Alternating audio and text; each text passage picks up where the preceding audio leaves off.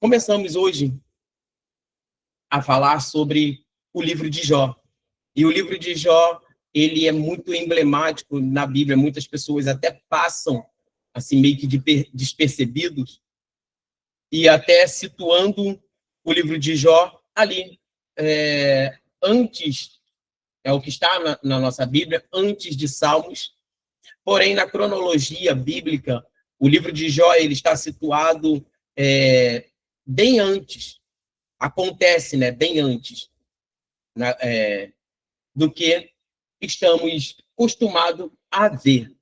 Bem, o livro de Jó também, ele na Bíblia hebraica, ele está situado entre os escritos, ou o Ketuvim, os Ketuvins, né? Que ali é uma série de livros, e os Ketuvim, os escritos, ele tem ali algumas partes, em três partes. Os livros poéticos, que é citado Salmos, Provérbios, Jó. Os Megilá, né, que são os 5 livros que são lidos principalmente nas festas judaicas, que são esses livros: Cântico dos Cânticos, Ruth, Lamentações, Esté, Eclesiastes. E os livros históricos, que são Daniel, Esdras, Neemias e Crônicas. Tá? Muitos desses nomes eu trago para todos verem, saber que muitos dos nomes que estão no português, ele não é o que é o original, tá? Bem, mas o livro de Jó carrega o seu nome tanto no hebraico como também no português. Jó, em hebraico, Iov, com Y, né? Iov. No hebraico não tem o J. E você vai encontrar isso em alguns nomes. Por exemplo, Yeshua, Yoshua, Eliarros, não tem o Jeremias, Jeremiarros. Então, sempre substituído esse J pelo Y. Então, Jó, o nome no hebraico, Iov. O livro de Jó, ele tem 42 capítulos, e nesses 42 capítulos, 1.070 versículos. É o 18º livro que está ali situado na nossa Bíblia. Eu quero estar compartilhando com vocês aqui um marco temporal. Já eu compartilho esse marco temporal do livro de Jó. Algumas coisas que temos que pegar do livro de Jó. Algumas curiosidades para ser colocada aqui. O livro de Jó, ele é colocado ali entre Gênesis, né, no meio de Gênesis ali, porque ele não tem, antes da lei mosaica, não apresenta, não tem ali o conteúdo como se tivesse uma lei regida, e também por tudo que é levado, o próprio Jó fazendo os sacrifícios, levando os sacrifícios sem nenhuma presença aparente de um levita ou sacerdócio, e Jó fazia este papel de ser o sacerdote da sua família. Jó, ele tem ali uma complexidade em cada ponto. Não é um livro tão fácil de entendimento como se parece. Mas a história de Jó, provavelmente conhecida, né, no tempo de Ezequiel. Se você pegar Ezequiel, o livro de Ezequiel, aí, Ezequiel 14, 14:14, vai ter uma menção sobre Jó. E ele vai citar 3 pessoas aqui, mesmo que tivesse no meio deles esses 3 homens, Noé, Daniel e Jó. Eles, pela sua justiça, salvaria apenas a sua própria vida. Então coloca Jó, Daniel e Noé aqui como homens íntegros. E esse livro demonstra muito isso. E ali vai haver um diálogo entre Satanás e Deus. Nota-se que parece que não há uma, vamos dizer, não há uma coisa, um impedimento dos filhos de Deus, juntamente com outros seres, estar no mesmo campo, conversando com o Altíssimo. Entrar nessa história, não vou entrar, porque ela é muito mais complexa do que se imagina. Mas vamos trabalhar aí em cima dessa história. A autoria é sempre colocada como desconhecida, mas é colocada muito a Moisés, essa autoria, sem contar com as tradições rabínicas, que também, né, colocam essa autoria no período em que ocorre a história. Entende-se que deve ter sido escrito antes do exílio babilônico, até mesmo por ter citado os 3 ali, mas ele também tem algumas conotações que só ali em Gênesis acontece, e vamos mais para frente, iremos ver isso.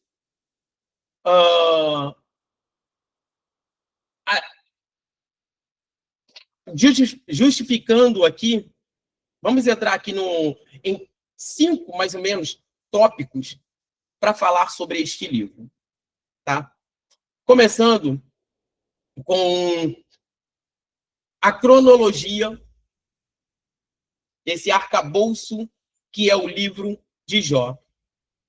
O livro de Jó é apresentado um desafio fascinante à época, e as narrativas são diferentes da época escrita. O cenário e a época da narrativa. Você vai começar a entender aí. O cenário e a época da narrativa. A história situa-se muito provavelmente na era patriarcal, semelhante à época de Abraão, Isaque e Jacó, aproximadamente entre 2000 a 1900 antes de Cristo. Vamos pegar alguns pontos que dão base a isso. A ausência da lei mosaica, ainda não encontrada ali. Não há menção do templo, ou sacerdócio levítico, ou da lei mosaica, presente no livro. O próprio Jó atua como sacerdote da sua família. Outro ponto é que podemos pegar a riqueza em pecuária. A riqueza de Jó é medida em ovelhas, camelos, bois, não em moedas cunhadas.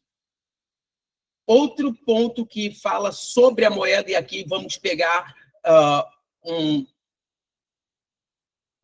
pouco sobre o marco ali em Gênesis, que fala sobre uma moeda, e é encontrada em Gênesis, também em Josué, mas em Gênesis principalmente, que é mencionada aqui está. É uma unidade monetária, e é antiga, encontrada aqui, e em Gênesis.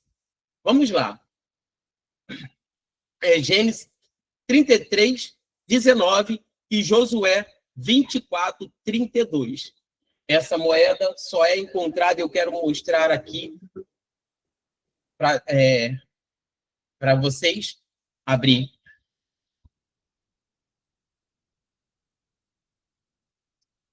Eu creio que dá para ver aí. E essa aí, vou estar estando aqui para mostrar para vocês um pouquinho sobre essa época. Gênesis, colocamos aqui Gênesis. E aqui você encontra Jó. Entre Gênesis, aí vem dilúvio. E essa história, Jó, aqui, entre o dilúvio, pós-dilúvio, né? Vida pós-dilúvio, até mais ou menos quase Abraão em Gênesis aqui. E Jó, ele é situado, como falamos, 2.200 antes de Cristo até 1.900 antes de Cristo. E aí começa a era patriarcal aqui para frente. Creio que deu para estar vendo. Pronto. Só para situarmos essa leitura. Então, provavelmente, o livro de Jó, ele está situado, a essa narrativa, a época que aconteceu entre ali o livro de Gênesis, tá? Não é antes de Gênesis ou pós-Gênesis, no período onde está acontecendo Gênesis, provavelmente esses relatos da história de Jó teriam acontecido. Isso você não vai encontrar em bibliotecas ou se não em cursinhos aí de teologia. É muito difícil e provavelmente o curso que você for pagar de teologia não vai trazer essa história muito bem detalhada, tá?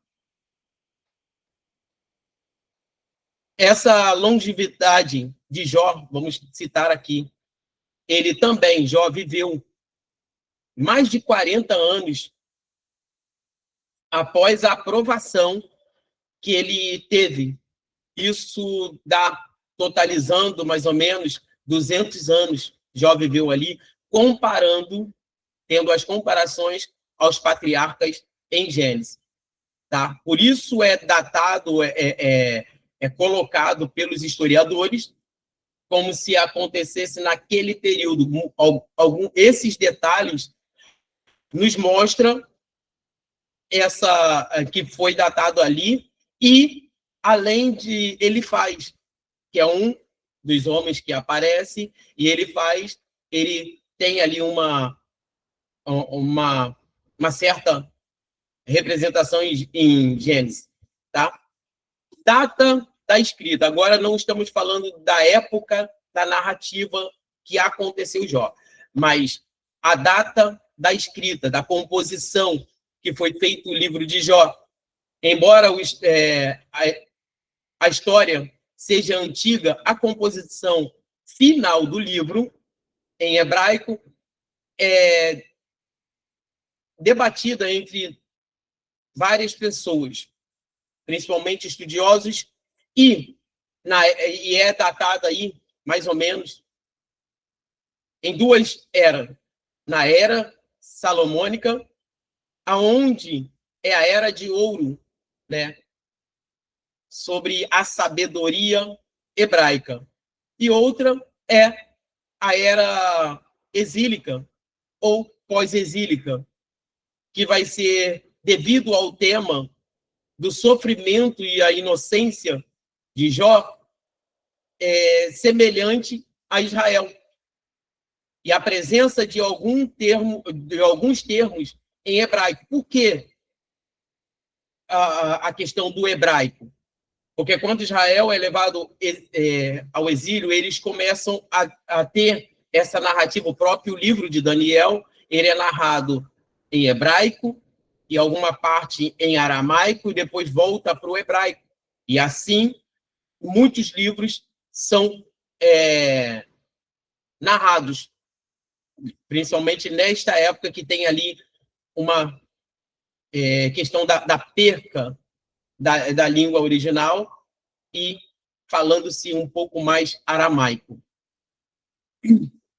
Outro ponto que temos que anotar sobre o livro de Jó é a geografia e a cultura que acontece ali. Fala muito sobre Ur dos Caldeus, a terra de Uz. Nada a ver Ur dos Caldeus, tá? Fala sobre a terra de Uz. Jó não era um israelita. Ele era gentio, mas temia a Deus. A terra de Uz é geralmente localizada na região de Edom. É onde vai ser até mesmo, vai falar sobre Elifaz, né? Ao sul do Mar Morto, ou ao norte da Arábia. Isso universaliza o problema sofrido e ali. Vamos lá. Ainda tendo essa comparação, vamos entrar na algumas problemáticas que acontecem ali, até mesmo trazendo sobre o livro de Jó, a teologia da retribuição. Isso acaba sendo um dogma daquela época, que permanecia. O que é a teologia da retribuição? Você faz o bem, isso te isenta de qualquer coisa má. Se você faz o bem, Deus abençoa com saúde e riqueza. Isso é uma teologia da retribuição, tá? Outra, e nessa teologia da retribuição, todos nós estamos isentos, já que fazemos o bem, nenhum mal pode sobrevir sobre você. E aí entra até mesmo em algumas questões que é muito falada hoje. Se você está sofrendo assim, é porque você está em pecado. Não, se você está acontecendo isso na sua vida, quantos de nós não passamos por isso? Alguém olhar para você e falar, não, se você está sofrendo assim, é porque você cometeu algum pecado. É porque você errou em alguma coisa. E nem sempre o que acontece na sua vida está ditando alguma coisa que você fez de errado. E isso acontece com Jó. Como lemos muito bem o livro e fala muito sobre isso. Jó, um homem íntegro, e ele tem uma posição muito boa, que ele fica até o final tentando provar, né, a integridade dele. E Jó faz muito bem isso. Nessa teologia da retribuição, ainda entra, se você sofre, você necessariamente pecou. Outro ponto é o conflito. Jó sabe que é inocente, mas sofre. Seus amigos tentam forçar a ele, trazer ele para uma realidade de Jó, que cabe na teologia deles, não na teologia de Deus, não no propósito, nos desígnios de Deus, mas sim na teologia deles, dos amigos de Jó. E cada um tem ali um seu ponto para explicar o que está acontecendo com Jó. Não é diferente das nossas vidas hoje. Cada um quer explicar por que você está sendo abençoado ou por que você está sofrendo. Então, é um conflito e Jó tenta reforçar a teologia que cabe a uma outra realidade. Agora entramos nesse terceiro ponto e vamos falar um pouco sobre esses personagens que entram em cena aqui. E esses personagens, antes de falar dos personagens, quero dizer que a vida de Jó, antes de entrar nesse colapso todo, nessas coisas, Jó, ele tem ali a sua vida bem abençoada, com bastante, né, coisas que o cercam, e esse é o questionamento de Satanás quando fala com Deus e diz, não, você cerca ele de bondade, de coisas boas, é por isso que ele te serve.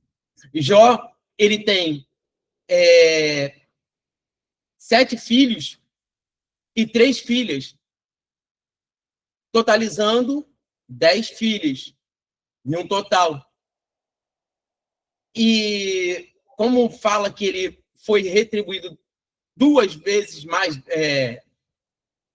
ele acaba, quando ele perde todos esses filhos, ele ganha, ele e sua esposa, ela ganha mais 10 filhos. Isso é, totalizando um total todo de 20 filhos, Jó tem. Aqueles que pereceram no começo e aqueles que eles tiveram depois que Deus abençoou a vida de Jó. Jó, ele tinha, ali no começo, 7.000 ovelhas, 3.000 camelos, 500 jumentos, juntas de boi, 500 jumentas, e era muitíssimo entre servos e servas ali que ele tinha em suas mãos. Bem, entramos aqui nesses personagens que aparecem no contexto do livro de Jó. Primeiro personagem, Jó, que o seu nome, Iov, ele fala muito sobre o sofredor, ou justo, né? Ele é a pessoa central ali deste livro e baseia-se na integridade pessoal de Jó. Ele mesmo fala, eu sou inocente. Deus está me atacando sem motivos. Quero um julgamento justo. Palavras de Jó. Outro personagem que entra nessa história ele faz o místico. Experiência, e ele faz o julgamento nas suas experiências pessoais. Fala ele faz. Eu vi uma visão. Nenhum inocente jamais pereceu. Aceite a correção de Deus. Ele está falando para Jó. Aceite a correção de Deus. Eu vi uma visão e nenhum inocente jamais pereceu. Aceite a correção de Deus. Baseando na observação. Tudo que ele está fazendo ali é baseando-se na observação. Ele faz. E isso eu quero até pegar um ponto aqui e trazer para muitos de nós, baseando-se em achismo. Quantos não se baseiam em achismo? Em sua própria experiência de vida, colocando, condicionando outros pelo que você já viveu. Não, aconteceu isso comigo, então se está acontecendo com você é por causa disso, disso. Ele faz. Entra aqui até mesmo para dar base teológica do livro estar sendo situado ali entre Gênesis, ele é um desses amigos, e segundo alguns eruditos bíblicos, ele era neto de Isaac, que está lá em Gênesis 36, 4 e 15. Então, aí dá até mais base para que este livro esteja acontecendo exatamente neste período ali de Gênesis, tá? Outro que aparece aí, entre o amigo de Jó, é Bildade. Quem é Bildade? O tradicionalista. Bildade, o seu nome no hebraico, ele dá uma conotação de Bel, amou, ou filho da contenda. E Bildade, ele pega das tradições e história para falar. Fala do próprio Bildade. Nossos pais ensinaram seus filhos. Nossos pais ensinaram. Seus filhos pecaram e morreram. Busque a Deus e ele restaurará, baseando-se em histórias do passado. Tá? Outra peça que entra é Zofar. Zofar, seu nome, dá uma conotação, um significado de destruição da torre de vigia. Já para outros, né, tem outro significado, como animador, ou coroa, e homem de aço. Zofar é o dogmático. É aquela pessoa que é dogmática. Doutrina rígida. E ele fala para Jó: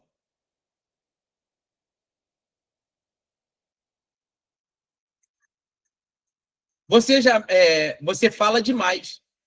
Deus está te punindo você até menos do que você merece. O sofrimento prova a culpa, baseando-se nas leis morais, nas leis rígidas, morais. E não está falando de lei mosaica aqui, está falando das leis daquela época, ainda não citada a lei mosaica aqui. Outro que entra na cena, e aí vai desenrolando cada vez mais, é o tal do Eliú. Quem é Eliú? Eliú é o jovem intelectual, aquele que sabe muita coisa, e ele baseia o sofrimento de Jó em um sofrimento pedagógico.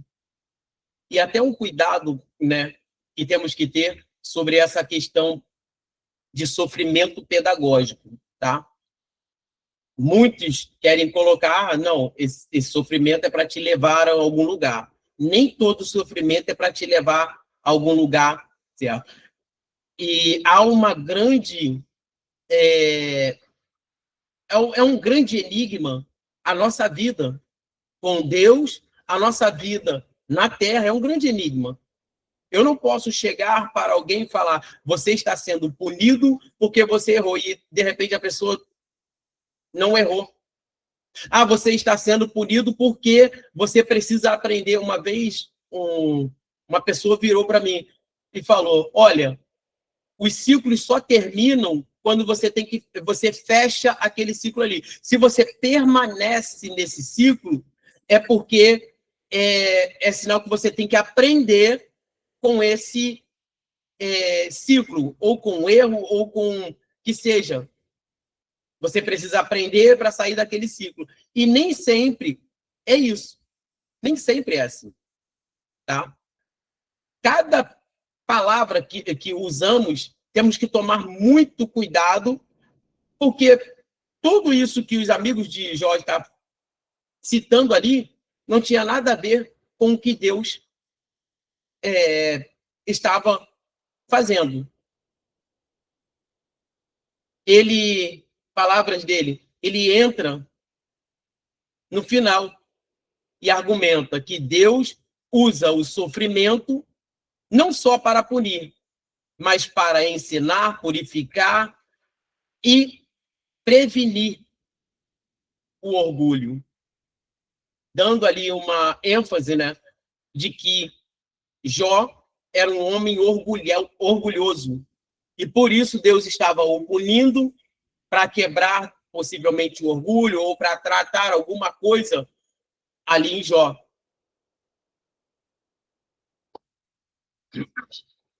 Vamos lá.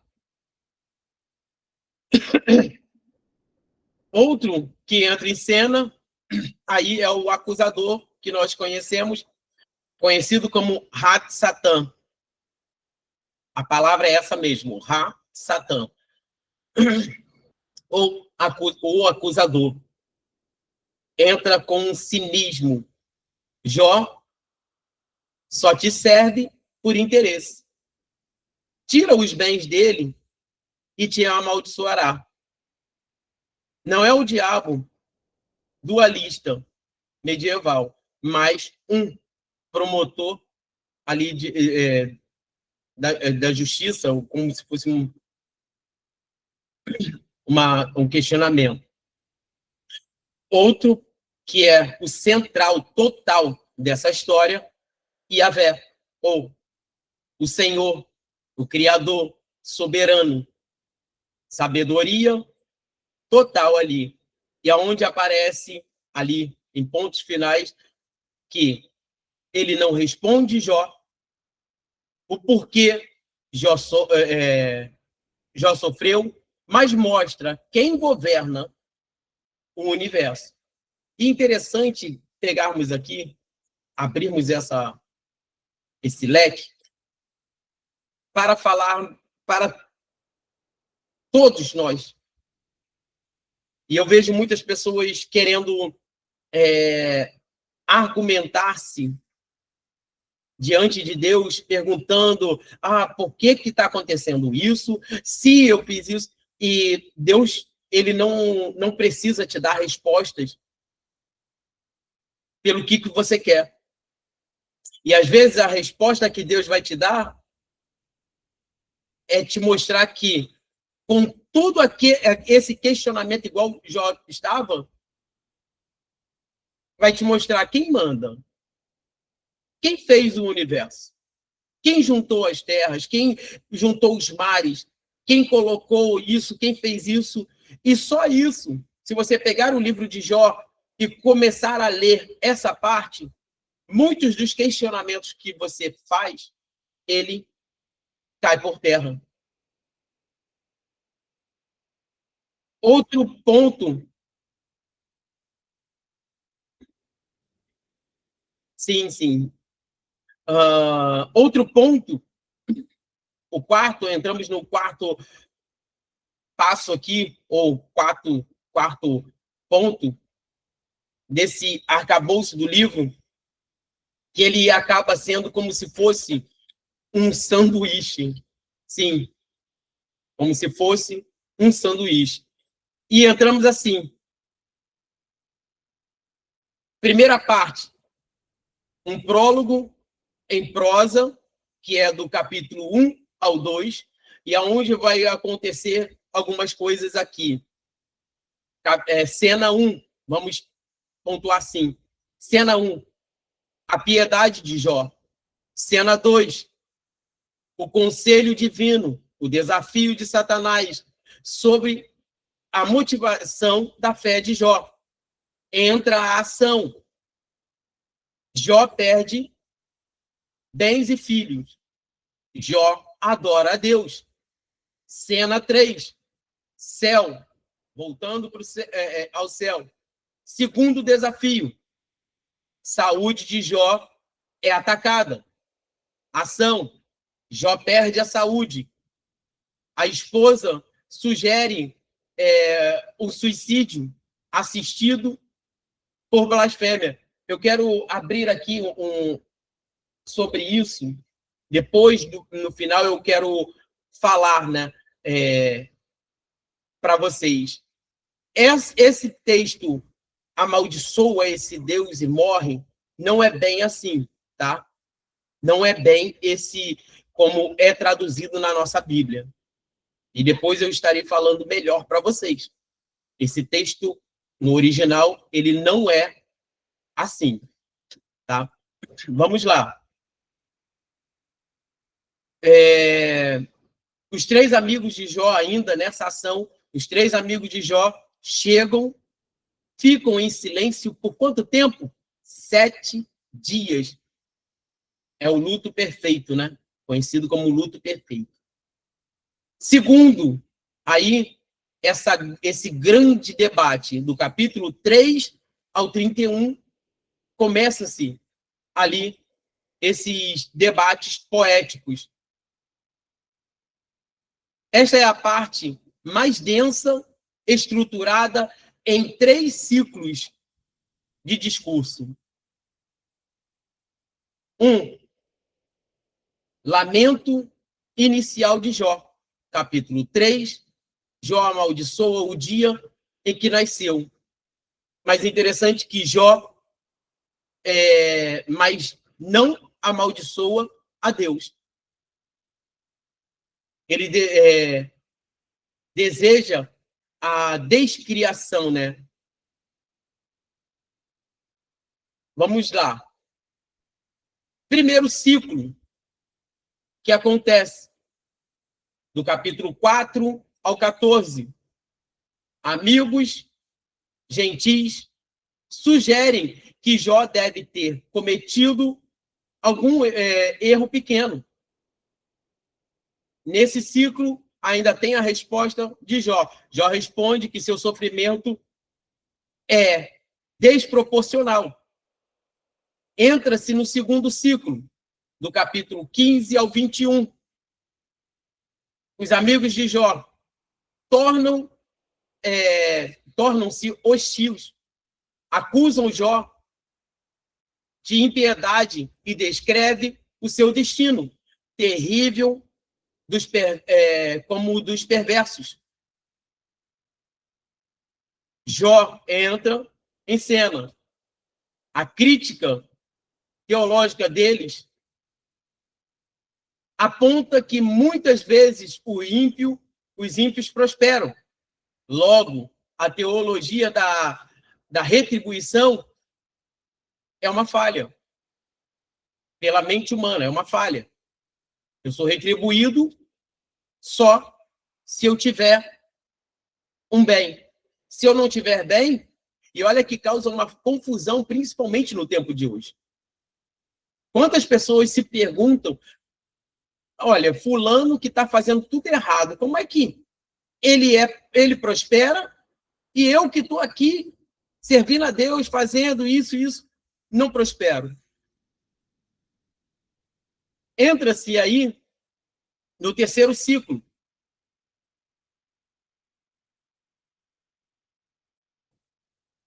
E esse terceiro ciclo vai do capítulo 22 ao 27. O debate se desintegra. Zofar não fala mais. Ficou sem argumento. Ele inventa pecados para Jó, para acusar Jó.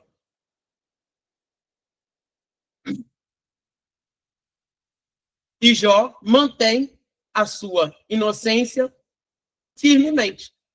Ele, até o final, ele fala sobre essa inocência. Eu sou inocente, eu estou sofrendo, mas eu não fiz nada de errado. Ele mantém essas palavras. E aí entra um interlúdio, né? Um hino à sabedoria, no capítulo 28. Um poema magistral que pergunta: onde se achará a sabedoria? Resposta: o temor do Senhor é a sabedoria. Isto prepara o palco para a fala de Deus. E logo entra no monólogo, o monólogo final de Jó, aonde ele entra: passado, como eu era honrado. E Jó, ele vai citando as suas características. Presente, como eu sou humilhado. Juramento da inocência. Jó assina a sua defesa e exige de Deus uma resposta. E entra aqui no estágio mais final. Terceiro ponto, o discurso de Eliú. E aí entra o jovem Eliú, irado. Ele entra em cena e ele corrige a Jó por estar se justificando diante de Deus. E os amigos, por condenarem a Jó sem refutar ali seus argumentos. Aí entramos no quarto ponto. Deus fala no meio do redemoinho, do capítulo 38. Do capítulo 38 ao 42. E aí entra a fala de Deus. Não há defesa legal. Deus não se defende. Nem explica a aposta com Satanás. Pode-se pegar assim. O inquérito ali. Deus bombardeia, vamos dizer, um inquérito mais cósmico. Ele bombardeia Jó com perguntas sobre a criação. Falando sobre meteorologia, zoologia, Demote, além do Leviatã, colocando esses monstros do caos. E como é que se responde uma coisa que não se sabe? O ponto: se Jó não consegue entender sobre essas coisas do universo, como é que ele iria questionar alguém? Ou questionar a Deus? O julgamento ou a justiça moral divina? O sistema de justiça de Deus é complexo. E complexo demais para as nossas mentes, que são limitadas. As nossas mentes humanas têm um certo limite no conhecimento. E eu creio que se Deus perguntasse, apontasse algo sobre as geleiras, assim como foi citado, creio que nenhum de nós responderíamos. Até mesmo alguns que moram em outros países, convivem com isso, não responderia. A reação de Jó. Ele não recebe uma explicação, mas recebe um encontro. Isso basta. Até ali ele só ouviu falar quem era Deus. Alguém, possivelmente, relatou sobre o Deus dos céus e da terra. Alguém, possivelmente, falara sobre Deus, porém ele não tinha um encontro. Ele não sabia quem ele estava realmente adorando. Ele tinha certeza, tinha fé, porém ele não teve um encontro com esse Deus. E a partir daquele momento, esse encontro bastou. E quando tem esse encontro, e aí eu quero, tanto Jó, e eu quero exportar também para mim e para a sua vida, há um arrependimento, e uma humildade. Toda vez que você tem um encontro, ou quando temos um verdadeiro encontro com Deus, há um arrependimento e há humildade. Você não consegue ficar tão soberbo diante de um Deus tão soberano. E aí, vamos finalizando com o quinto ponto, o epílogo em prosa, que é do capítulo 42, do versículo 7 ao 17. O veredito. Deus diz que os amigos falaram dele, o que não era reto. Mas Jó falou. Os amigos de Jó falou sobre Deus, o que não era correto. Mas Jó falou. Há um paradoxo aqui.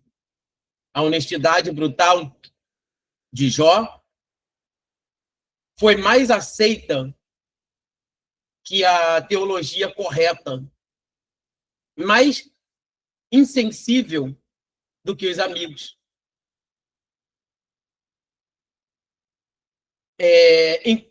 Intercessão. Aí. Jó ora pelos seus amigos. Isso fala um pouco sobre essa restauração sacerdotal dele, lá do início, onde ele orava pelos filhos, ele orava pela família, aí agora ele está orando pelos seus amigos. Isso uma restauração sacerdotal.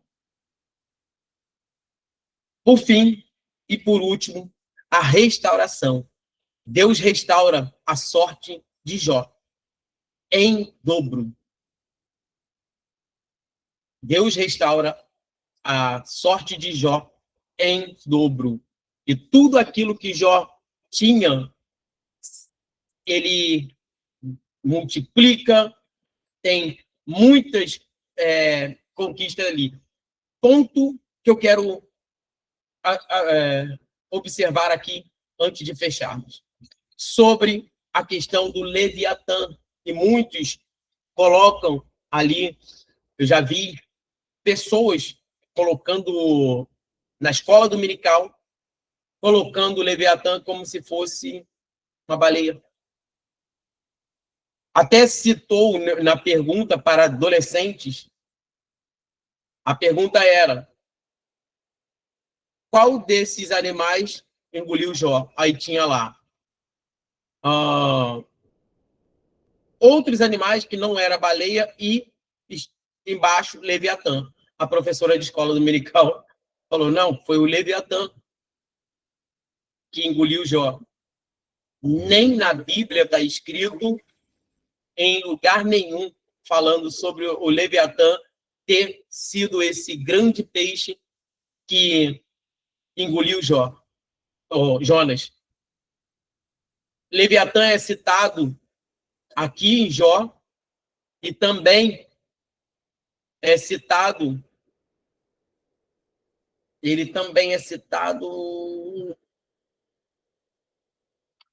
esqueci o outro livro, é citado e ele mostra algumas características. Na palavra Leviatã, em hebraico, ele pode significar um animal enrolado, uma serpente, ou um tipo de crocodilo muito grande. Isso é um grande monstro marinho, tá? Então, só nesse cuidado, até mesmo quando formos pregar, não pegar e colocar Leviatã fora do contexto teológico, bíblico ali. Essa é a aula de hoje, que aprendemos um pouco mais sobre o livro de Jó. Amém?